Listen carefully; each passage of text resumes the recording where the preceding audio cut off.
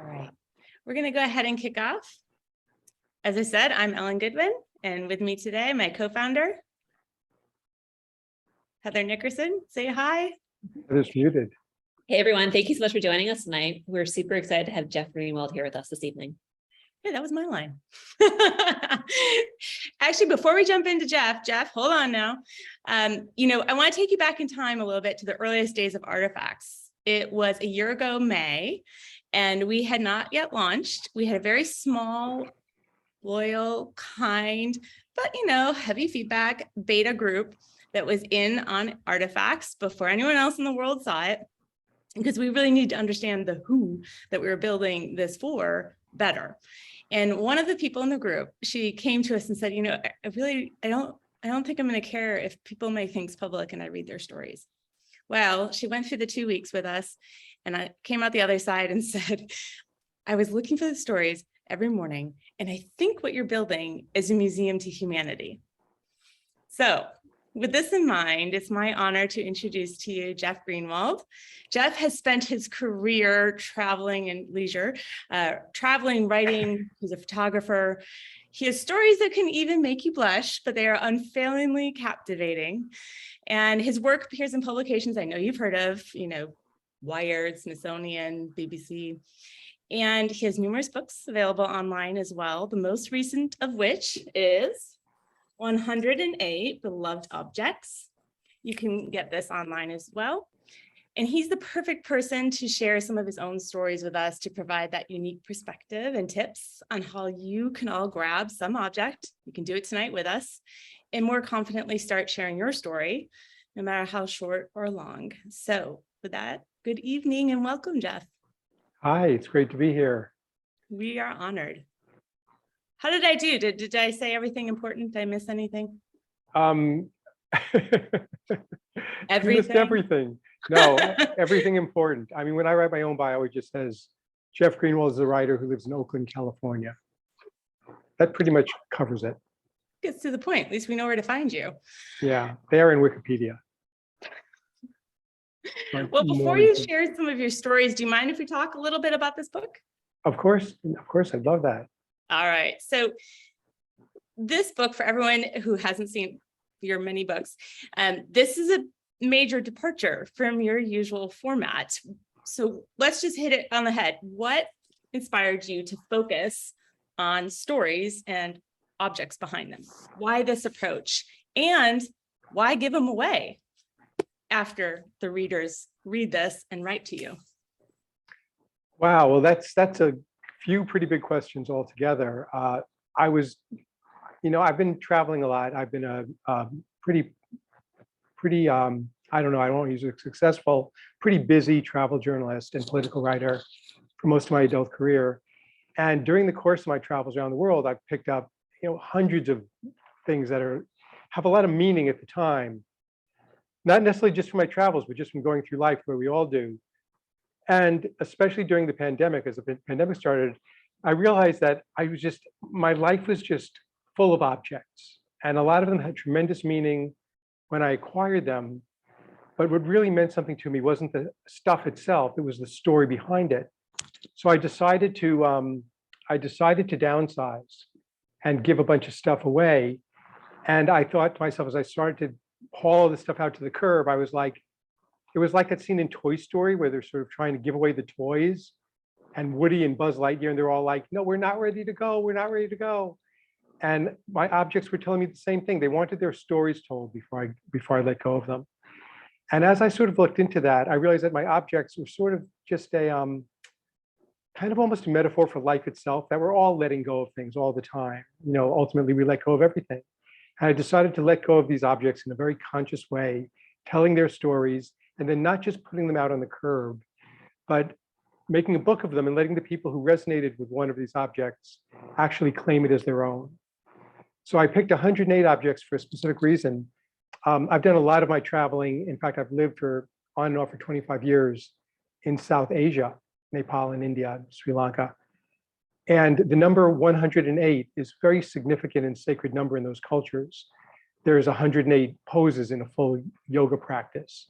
There's 108 small shrines around sacred temples in India and Nepal. 108 figures into, there are 108 beads on the prayer rosary that the monks use. So I decided to put a bit of numerology in the book as well, and to settle on the number 108 for the number of objects I would give away. Otherwise, I don't know where I would have stopped. I would have just unloaded everything. No, but not to a dumpster, I hope. But so how Maybe did you not. whittle it down? I mean, 108, you still had to choose. How did you choose your favorites to feature?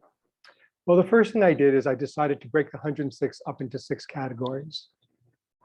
6 categories that each sort of a kind of story that I wanted to tell. The first section in the book, of course, is about travel. Then comes gifts. Then there's one about the natural world. There's one about endings, and there's one about spirit. Each of these 6 sections has 18 stories in it. And 18, of course, is a very sacred number in the Jewish tradition. So once I knew what the different categories were going to be, I just looked at some of the objects around my house, and I didn't look for objects. It's almost fair to say the objects looked for me. Like I would spy something on my shelf, like an incense burner, and I would think to myself, you know, that really reminds me of this great story. And the incense burner itself might not even have been in the story, but something about it jarred my memory to a story from my past. And so I have a picture of that incense burner and then a 1-page story that accompanies it. And I did this for 18 chapters through all 6 of those realms.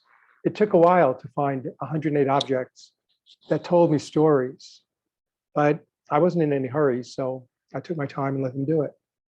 It was about a 5-year project. I was just about to ask you, how long did that take? Yeah, from conception to having the book in my hand was about 5 years. And since I published it myself in a very limited edition, initially of just 108 copies, plus about 12 reviewers' copies, I was able to control every aspect of the process myself, from the kind of lettering that was used in the book, to how the cover looked, to how it was bound, to what kind of paper was printed on. You know, everything was under my control. So on the one hand, I had complete power over how the book would look. On the other hand, I couldn't blame anyone but myself if it turned out to be crappy. So there was ups and downs in that decision. But as it turned out, I really loved the way the book looks. It's gorgeous. I can attest to that. And Thank if you you. have a few more copies, I understand you have a few more of the hardcovers because it's only paperback online now, right? Yeah, they left. Right. They made a printing error in the original hardcovers, and as a result, they recently sent me another crate of 25 of them that they Oh, good. just threw in there. They're a little bit different from the original hardcovers, but they're printed just as beautifully. And they're only $10 more than the paperback online. If anyone's interested in the book, I think it really pays to pony up another few bucks and get the hardcover because they're pretty gorgeous. And we'll be sure to put the info in the chat. And when we post this video later to YouTube, we'll make sure the link is there as well. Great. So I'm curious, the stories are in this book, if people won't know this, but the stories are very deeply personal. You're very forward about a lot of,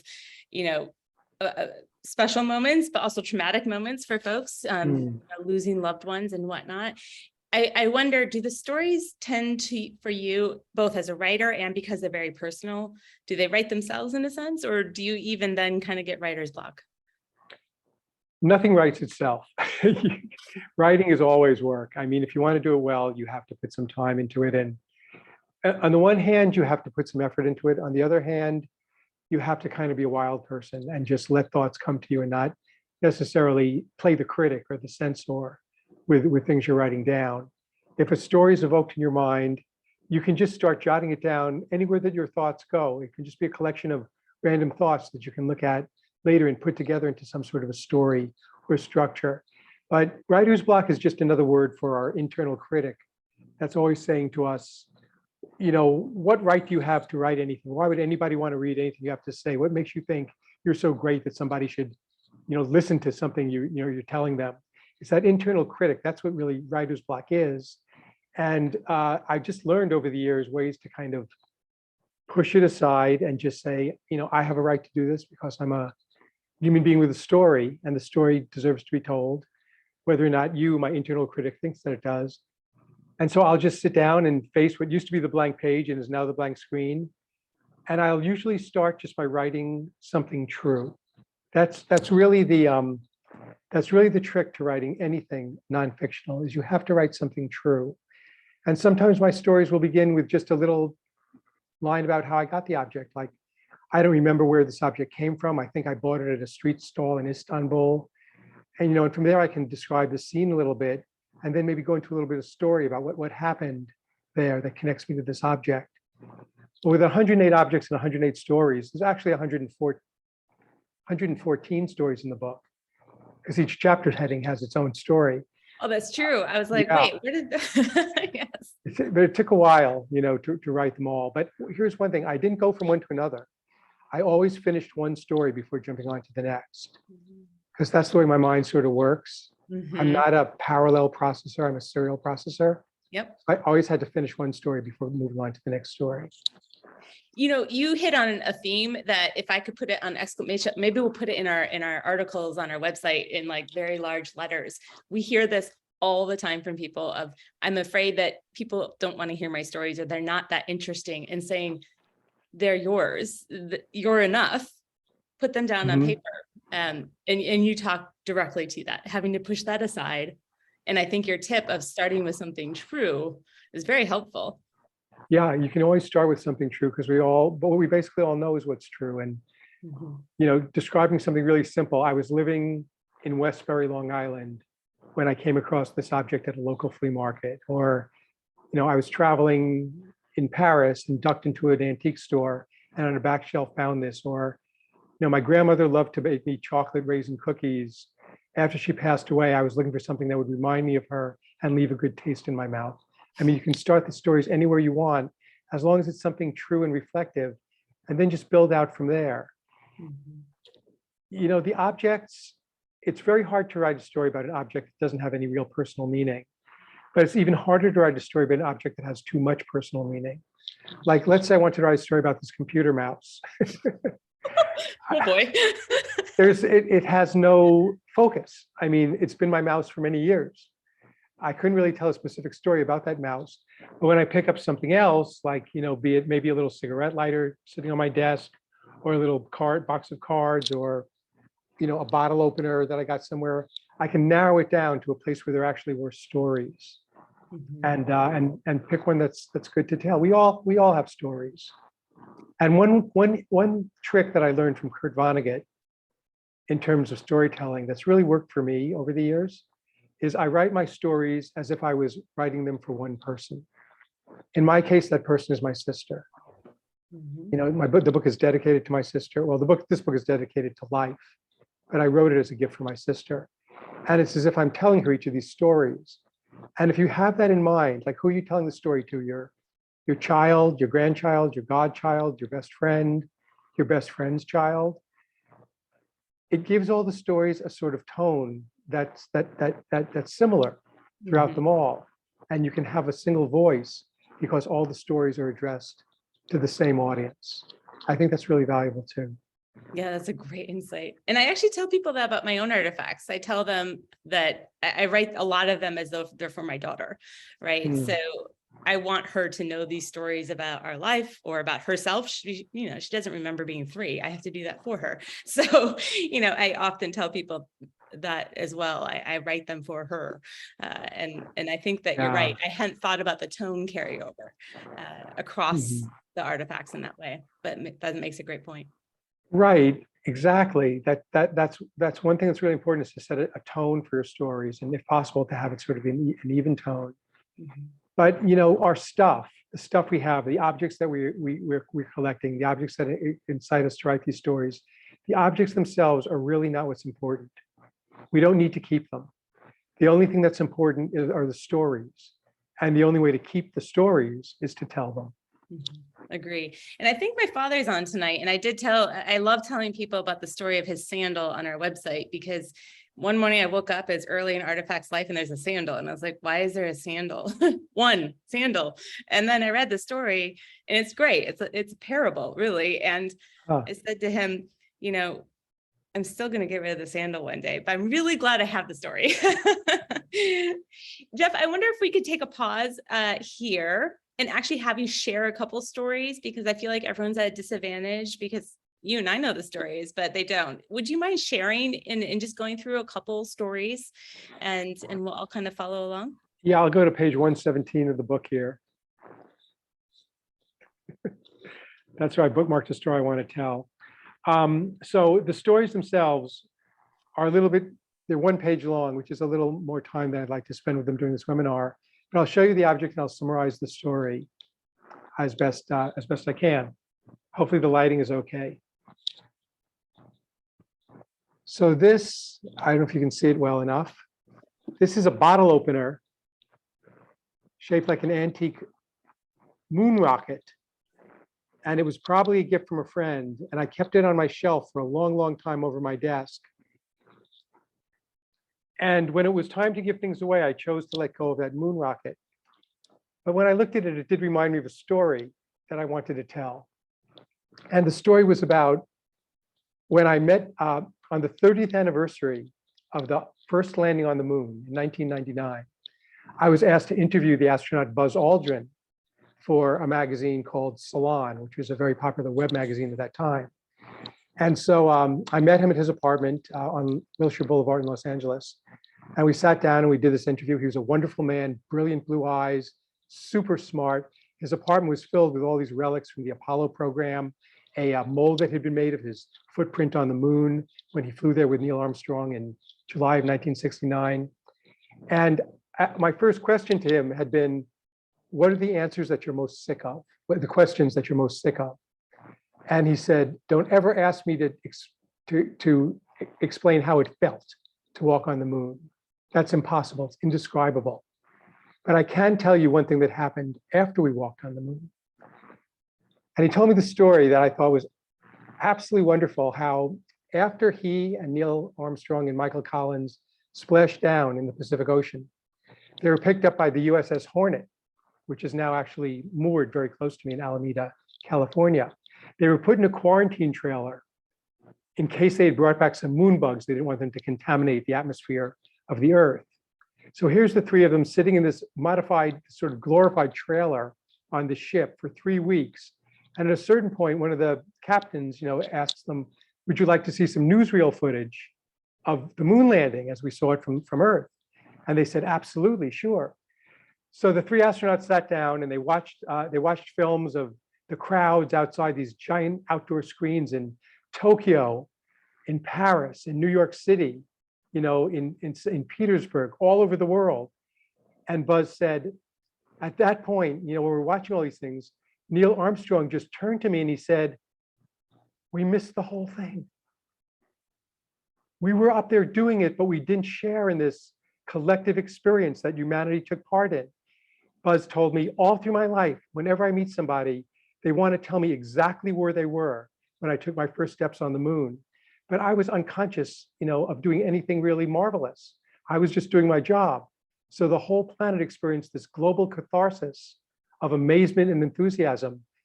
But up there on the moon, we missed the whole thing. That story. They were in it and they missed it. They were it and they missed it. They were it and they missed it. I mean, nowadays people have the excuse of I was paying attention to my phone, but this is a whole different experience. Oh, that's true. That is a different experience. Could you imagine staying on the moon, looking at their iPhones? Let's not. I don't want to see that on the next time we finally get back there. Late September. Wait, another week, right? That's the test case, yeah.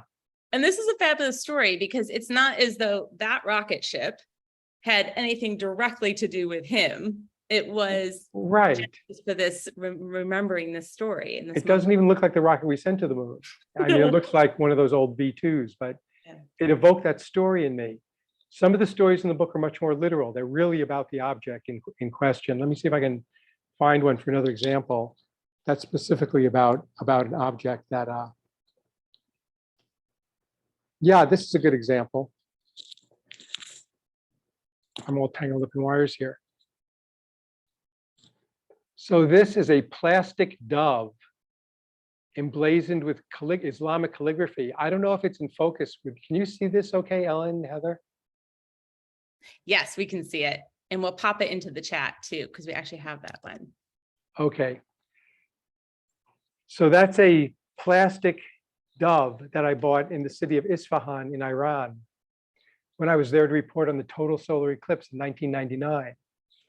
And this is one of my favorite stories in the book, and I'm going to absolutely do it ill justice, as you said before, by making it so short. But while I was in this gigantic public square in Isfahan, Iran, waiting for the eclipse of the sun, I was in this huge field, this huge square, Khomeini Square, surrounded by tens of thousands of Iranians, families on blankets, people had brought their lunches, folks with their little, their eclipse watching glasses with a very dark film over them, just thousands and thousands of people who had all come together in this square to witness the total solar eclipse over their city. And about 10 minutes before the total eclipse, with only about 10 minutes to go before the moon completely obscured the sun, something happened near where I was sitting. This bunch of kids, they all had beard, they weren't really kids, these bunch of young adult fanatic Islamists opened up these carpet bags and took out automatic weapons. And they pulled an American flag out of their sack, and they pulled an effigy of the president, and they started burning the American flag and shooting their guns into the air. And at that moment, the most extraordinary thing happened. Every single person sitting in my vicinity, every man, every woman, every child, people I'd never met, I hadn't spoken to that afternoon, spontaneously, they all rose to their feet and formed a circle around me. They formed this donut, 2 or 3 people deep, of protection around somebody who they knew somehow was at least from the West and probably from America. And I remember a few of those characters very well. I remember this little boy on my right who sort of clutched me by the wrist. I remember looking at a woman standing on my left. She had the full rosario on, her head and neck covered, but she gave me this very defiant look. I remember this older man standing behind me who put his hand on my shoulder, and he leaned over and he said to me in English, "You see those people over there? They need to get a job." And these people just surrounded me. And after the American flag had all burned up, and these guys ran out of blanks to shoot in the air, they just put their gun away back in the carpet bag. They zipped it up. They put on their eclipse glasses and sat down with everyone else. And at that point, the crowd of protectors melted away from me and sat down as well. And 5 minutes later, the moon moved across the sun, and there was a total eclipse. And the words were just echoed through the whole crowd. Mashallah, mashallah, which means what wonders God has willed. And that is the Arabic phrase on that plastic dove, which I bought in that city after the eclipse. More of a direct connection there. That's a beautiful connection. And, it brings me back to the point earlier about this concept of museum to humanity. And I think it's because objects and the stories that go with them can unify us. They preserve our common and shared humanity. I think we distill things back down to this fundamental level. That's a really beautiful observation. Yeah, I hadn't thought of that. But yes, because I think most of the people around the world, no matter who they are, have objects that are important to them somehow, and have stories behind those objects, and are united in their ability to tell stories. And I really think, I don't know how if you or any of the people listening to us ever read the book Homo Sapiens by Yuval Noah Harari, but the whole idea that civilization began with storytelling is very true, and storytelling can still unite civilization as long as we all respect each other's stories and don't insist that our stories are the only true ones. It's interesting too that you say what you say about that, because when Heather and I first started Artifacts and we're trying to explain it to people, we would say, we believe in the fundamental interest of people to tell stories. Everyone has stories. And whether it's around a campfire or we're talking about myths and legends, this is how we carry forward and we learn and we grow. But that was a very, Heather's nodding, like that was something we talked about all the time, where the myths, legends, and campfires, because it's throughout history. This is how it's been communicated and shared. But I think the other thing that I've learned over the last year is we've also see a failure to tell the stories anymore, right? So there's a lot of people that feel there's a gap, that we've stopped doing all the storytelling in our rush and in our different social interactions these days, right? So how can you blame someone when they're like, I don't know, it's a thing. Why would I want a thing? I don't need more stuff. They don't know the story behind it, and we haven't told them the story. And so stuff becomes stuff versus a means to connect and carry forward. Yeah, that's really true. So Sorry, no, I have an unformed thought in my head. Go on, I'll form it gradually. all right, you're an incubator. I'm an incubator. I tell people I have to kind of, I was thinking too about, you went through an exercise when you did some of the stories that we've given people a link to on Artifacts, some of those that you shared, and some of them you went through a very, I imagine, painful exercise of shortening them quite considerably from how they originally appeared in the book. Did I do that? Okay, maybe it wasn't so painful. Well, I want to go back to the idea of what you told people, how to start. And I wonder how you would advise people who are saying, okay, well, I don't know, how do I relate it to people in a way they're going to care about? And is that the point, really? What would you say to people who are still a little stuck on how to get started? And how much, are you consciously thinking about details of scene setting and whatnot? Or how would you encourage them, now that you've created a few artifacts, how would you encourage them to go through that thought process? Well, first of all, I want to agree with you that the stories, all these stories in this book are already cut down from longer stories that I could probably tease out. The eclipse story, I could stretch into a half hour with observations and things that happened. But a story about an object doesn't have to be very long. It can just be a few lines or a single paragraph if you want.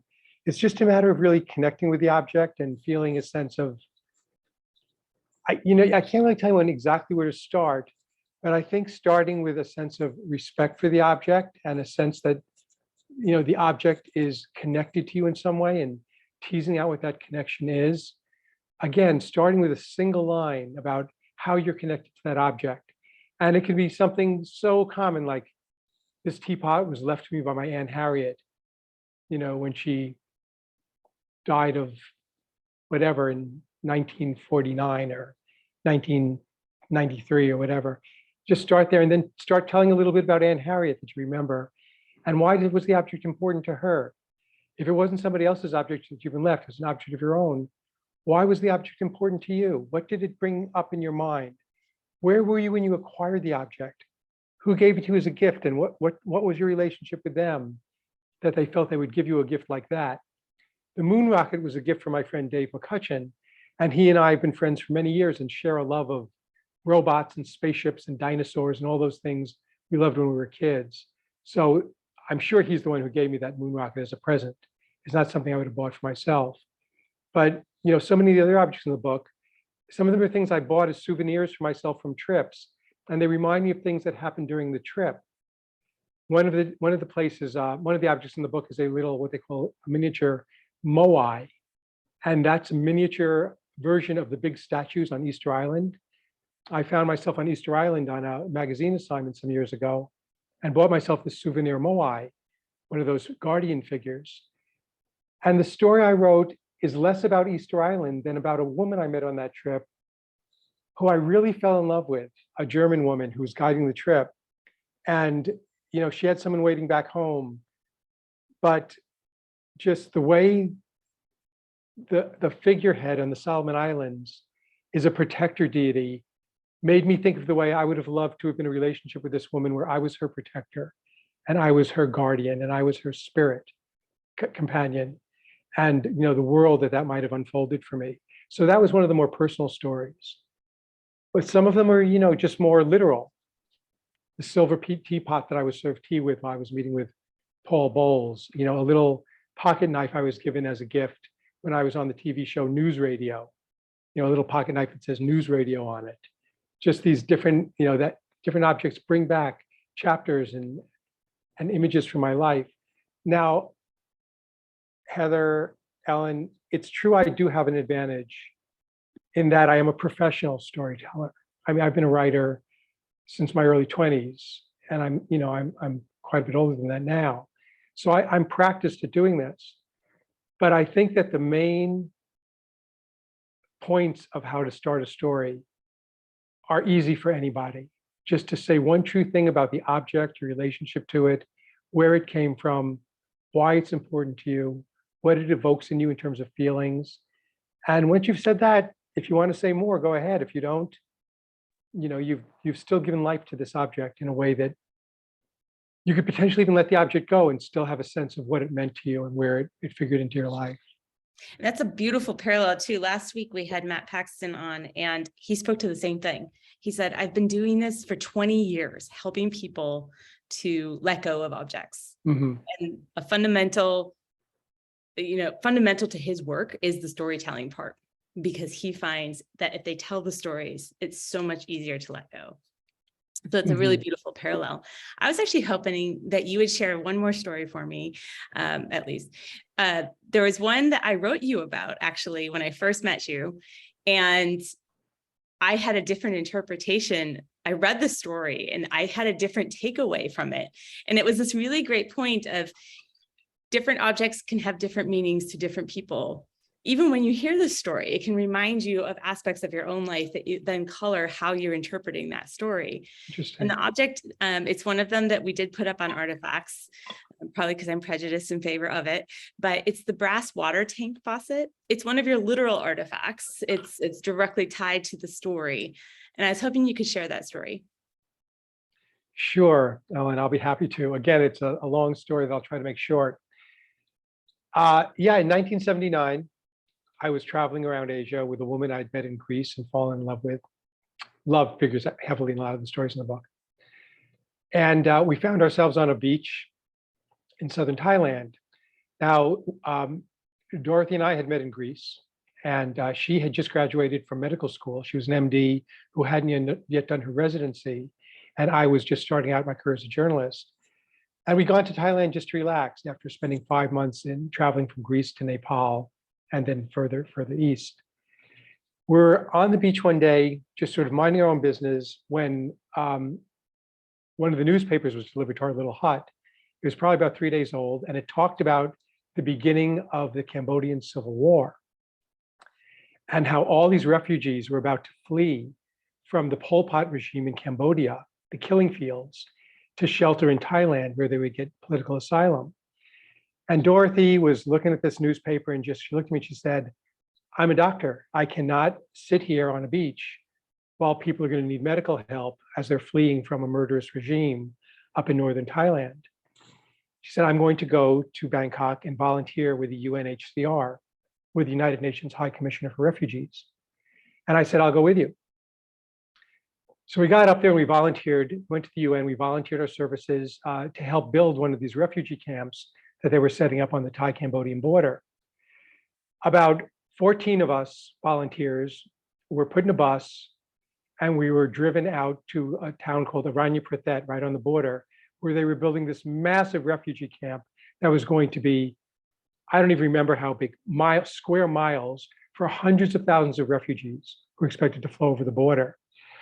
And they started going around the bus asking people what they could do. And of course, Dorothy said, I'm an MD, I can do medical services. One person had experience setting up tents, another person had experience cooking for large numbers of people. When they got to me, well, I really didn't have much I could offer. I was a journalist, but previous to being a journalist, I'd been a sculptor, and I've actually designed some playgrounds and some public fountains. And I told the guy from the UN this, and he said, okay, you've designed fountains, you're in charge of water. And I said, that's great. Who do I report to? And he said, no. You're in charge of water. You're in charge of getting the water supply for the 150,000 people we're expecting here in the next 8 days. I knew nothing. I know nothing about water engineering, but I was given a gigantic budget. I was 25 years old. I was given a gigantic budget of like $5 million, a tremendous crew of Khmer and Thai refugees, a few local professionals, and I figured out what to order. I figured out how to set it up. I figured out how to do the drainage dishes.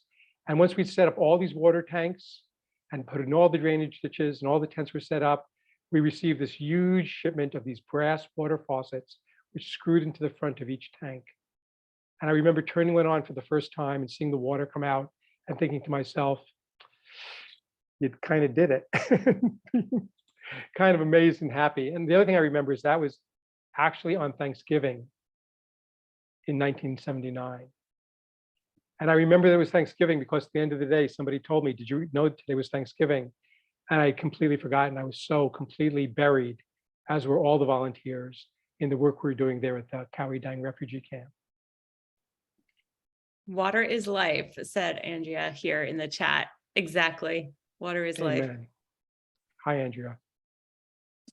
And I think that one of the, when I read that story, what struck me is in a parallel event in my life, I heard Michelle Obama speak, and someone asked her, you've had to work on some really challenging issues throughout your career. And how do you get through them? And she said, well, what choice do I have? You have to get through them.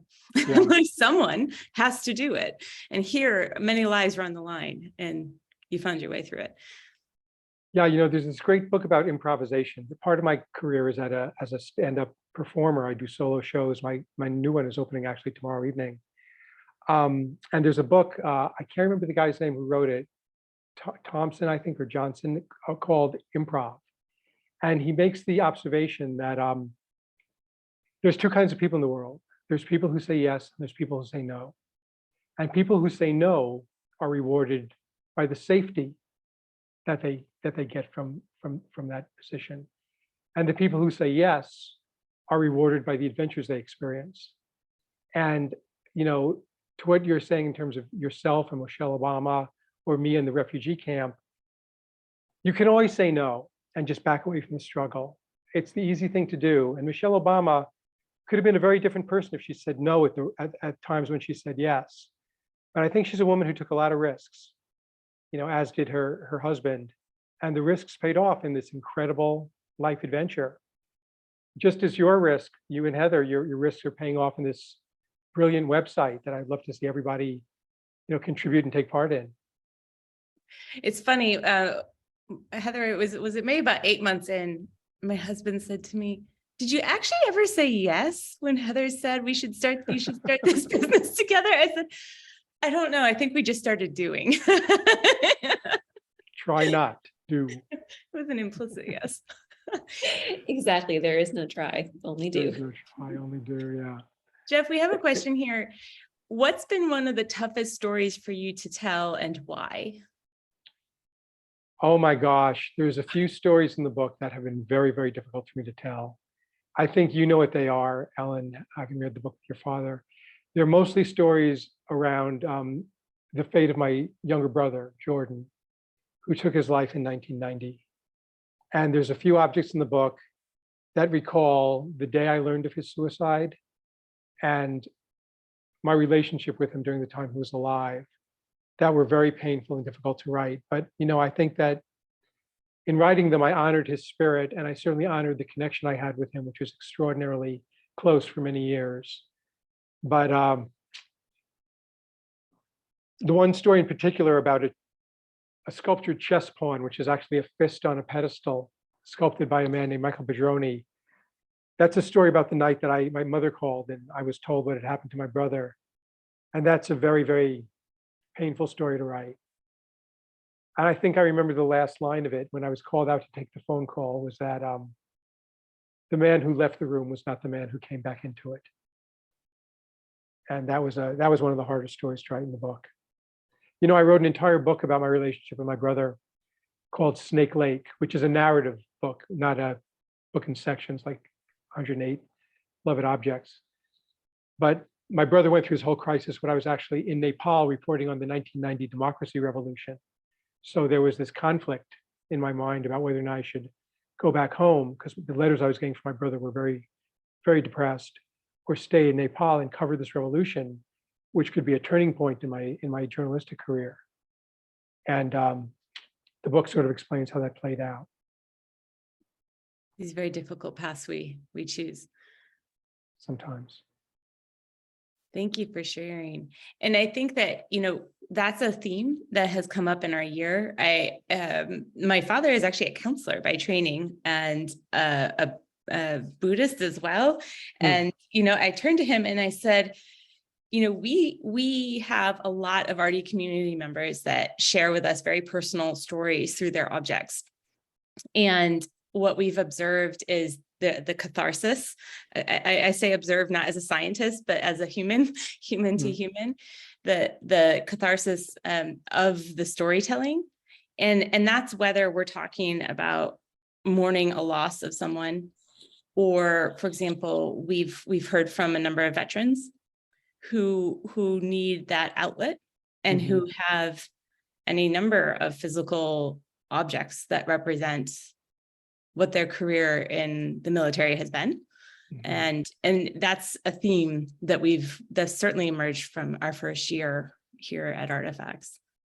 It can be very therapeutic to write about objects that have trauma associated with them. You know, a way to sort of let that out and to give it a presence outside of yourself and just in the world. Yeah, certainly writing about the chess piece, and later in the book about the robe, the Japanese robe I brought back as a gift from my brother when I was traveling, were very cathartic things to write, as was the book Snake Lake. And not all stories are like that, but that is one definitely. I think it would be unbelievably wonderful to just have a class just for veterans in storytelling where they all brought in an object and told the story about it, you know, or yeah, I mean, definitely that'd be wonderful. Yeah, that's actually one of the initiatives that we're working on right now through an organization. So I hope it comes to fruition. We have another question. I don't know where it went. Oh, sorry. Spanish? Was it in all or just to you? I was like, where did it go? There are a lot of chat options. It makes it very tricky, doesn't it? Well, Heather can check if there's another question. Oh, wait, here's for non-writers. Oh, this is the question. It must have disappeared. What can you suggest to get moving and start documenting artifacts? The initial motivation is hard for a lot of us. The initial motivation and also the where to start. So could you speak to that? You know, how do you get motivated? How do you get people out there and tell your story? Wow, if I knew the trick of how you got motivated to write. Well, you have a lot of writing behind you, so something's working.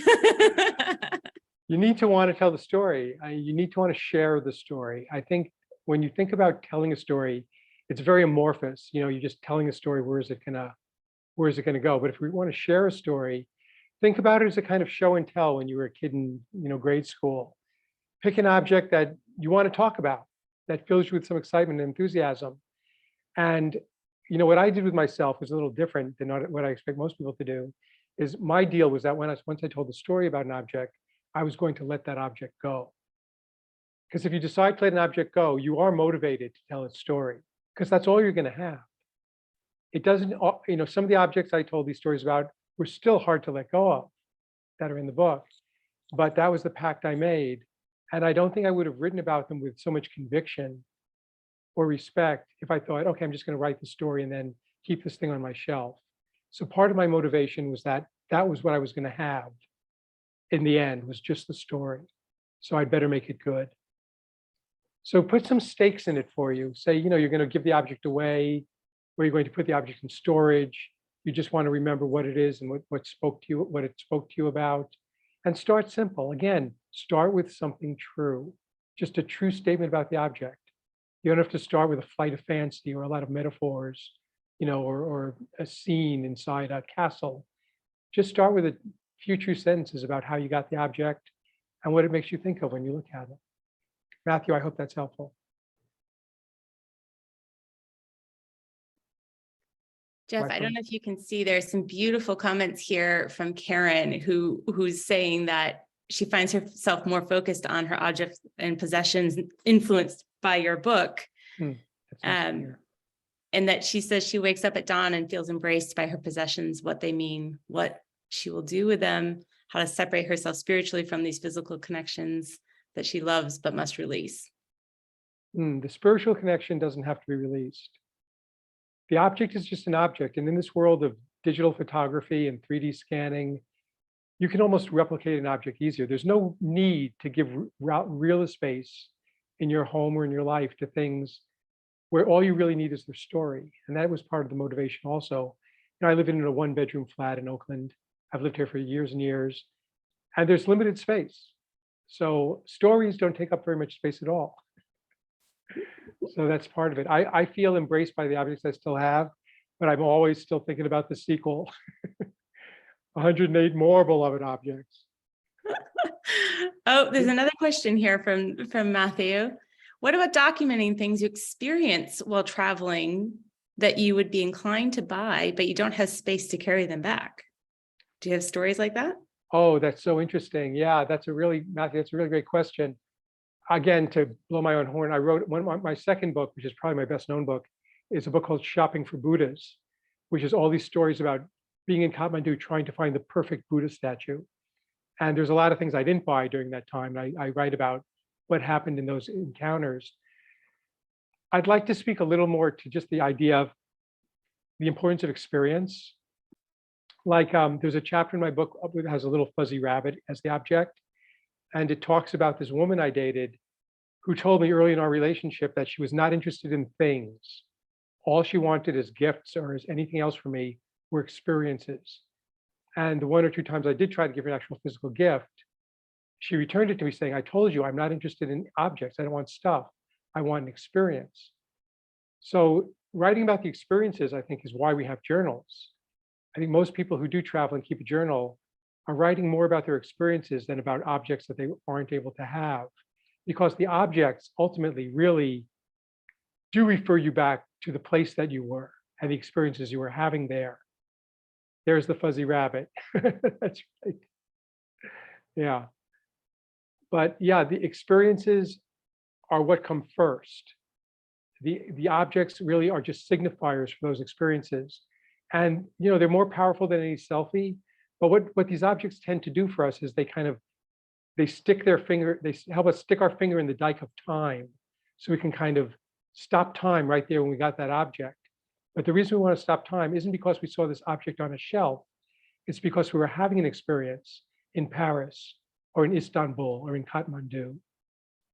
So I think the experiences really do come first. And I would advise Matthew, if you don't already, just carry a journal when you travel, even if it's, just your friend's house. I don't even do that. Some of my favorite stories on Artifacts have audio from people talking about, I was one of them that we've told people before, it's these trays, and Heather can put the link, but she talks about, she was in this market and she's buying these trays and she hears a hiss. And all of a sudden she turns and looks and there's a cobra. She drops the trays, goes off running and yelling. And, so it's this hilarious story about this travel experience and where these mementos came from. But it's hysterical. But she included the audio, so you have it in her own voice. And the result is her children are now fighting over those trays because the story is that good. That's great. I love it. Yeah, that's funny. It's mother personified, so it's pretty great. Yeah. We're getting close on time, and I wanted to share with folks, it's remarkable that you're here with us, and we are so grateful because you have a big day tomorrow. I do. My show is opening up at the San Leandro Library tomorrow evening. It says library, but it's actually a theater. And I have never done the show based on this book before. This is the first live performance of the stage show, 108 Beloved Objects. And I can't do all 108 in the show. So it features a grid of 20 of them that randomly cycles through, and someone from the audience pushes a button and it goes beep, beep, beep, beep, beep, beep, beep, beep, beep, beep, beep, beep, beep, beep, beep, beep, and then stops on one of the objects. And I tell that story. I love it. This is great. I think it would be really cool. And you have so many that you can swap in. I think people have to keep coming because they'll never know what story you're going to do next. I'm seeing some wonderful comments here. Matthew says he was a baby in Kathmandu. Another woman just wrote in saying that she, these are great comments. I wish I could read them all while I'm trying to look at you. But you know what? We can always send you the transcript too. That's great. That'd be wonderful. I just want to say I'm sorry I haven't had time to reply on chats to the people who've been sending in messages, but I'm otherwise engaged, We promise he'll get them all, though. They're great. And what we also want to do, Jeff, is we want to encourage folks to create an artifact, share a story, take your tips, and use them and shape a story and actually share it with you. Heather put your link on Artifacts here, and they can share at Jeff JI on Artifacts, and you can actually receive some artifacts in your inbox, which we think is the best gift. You know, who needs real gifts? I can just get a story now in my inbox every day. You might be a little busy tomorrow, but we do want to encourage people to give it a try. These tips are excellent, and they're novel. They aren't tips that I've heard before, and I think they'll be really helpful for folks, because we do get a lot of questions. How do I get started? And I think that that's something that you speak to beautifully. Thank you. And if you want some inspiration, you can also go to 108objects.com and see the book in its web form. And if you are so moved, you can order a copy of the book from that website, or contact me directly if you'd like to have a hardcover copy of the book. But just, I think, looking through that book and leafing through it and seeing how the stories start, it could help somebody actually figure out how to start their stories. That's really the best I can do for people, is to offer my own stories as an example of how to start writing stories. Absolutely. I think it's golden. And I do want to let folks know. So one of the things, we're going to maybe have one last story, but first let me do a little admin and we'll close on a beautiful story. I want folks to know that we are popping up in response to last week's session. We did create, you'll have to forgive me because they're me on video, but we create a bunch of tips videos. So folks had questions about how to share an artifact, because what we're going to do is, if you create a new artifact today, tomorrow, whoever's first, and shares it with our guests tonight, we are going to gift out an RD Unlimited account bundle along with a 30-minute session with Heather or I. We will help you get started and give you tips and tricks for your unique situation. So we will be sharing those now in the chat. If you have any questions, reference our YouTube channel, reference our FAQs. And take a look at, as Jeff said, on his website. You can also browse artifacts. There are a lot of them on our website that you can browse, and you'll see very, very different approaches. Even Jeff, I was thinking about the titles for your objects. Something as simple as a title. You know, some people are quite literal. Grandma's clock. You understand. And other people, it's more like a news headline, or it's something playful. And I tend to go that direction much more often. It kind of gives the punchline in the title. But, you know, something like that can even be very revealing about an artifact, just the name you chose. Very true. My names are very literal. Yeah, they're just the name of the object. Exactly. And also when they were acquired and where. I think everyone should include that too. Yes, exactly. I think, and that's an optional field. A country we have people do, but the when is optional. And you know, in some ways, sometimes we kick ourselves, Heather and me, because we wanted to require as little as we could, so it'd be very easy for folks to create artifacts. On the flip side, when you have to think back about the when, it does help you put yourself in that context and deliver really useful information to folks. There was one more question.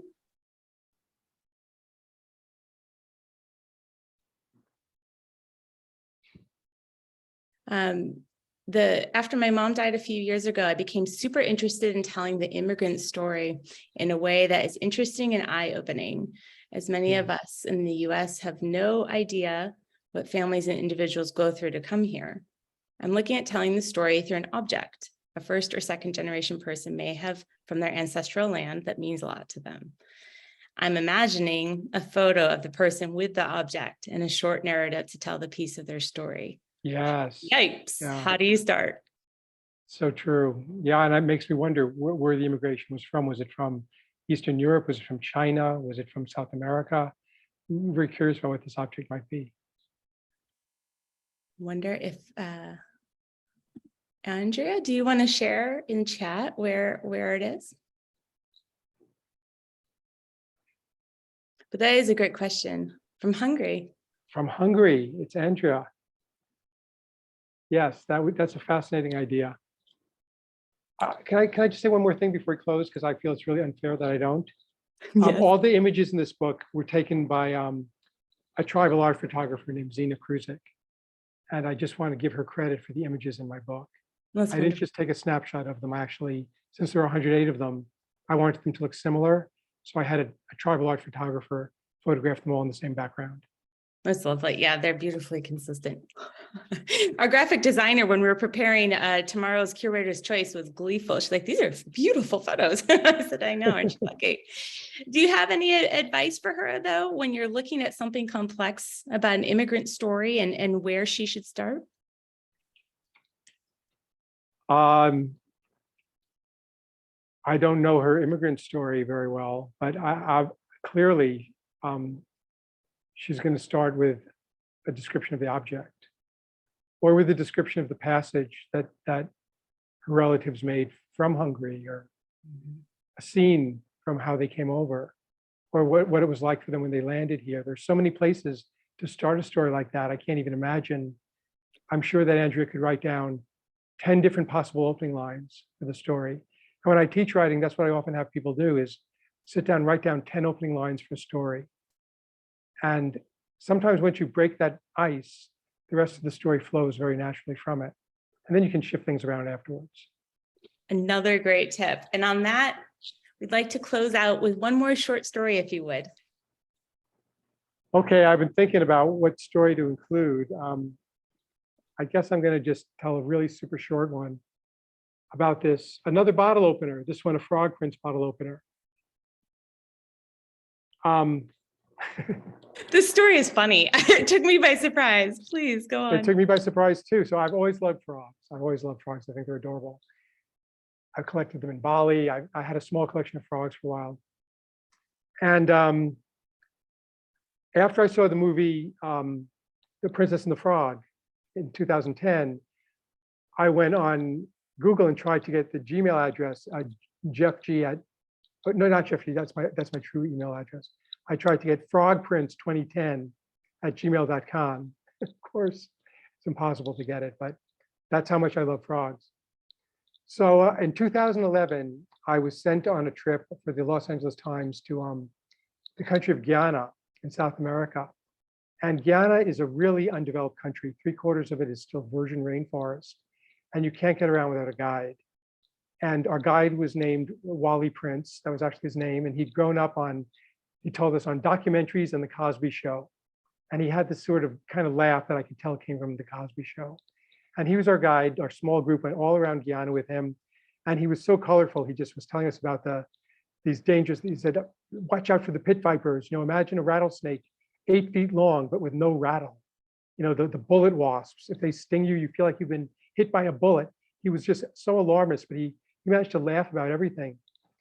But there was one thing that he absolutely wanted to show us. One thing I absolutely wanted to see in that country was an animal called the golden frog. And the golden frog is a very elusive creature. We didn't manage to see one the first 7 days we were there. But on the 8th day, we went to the big natural attraction in Guyana, which is Caricature Falls, which is this spectacular waterfall with a drop 5 times the height of Niagara.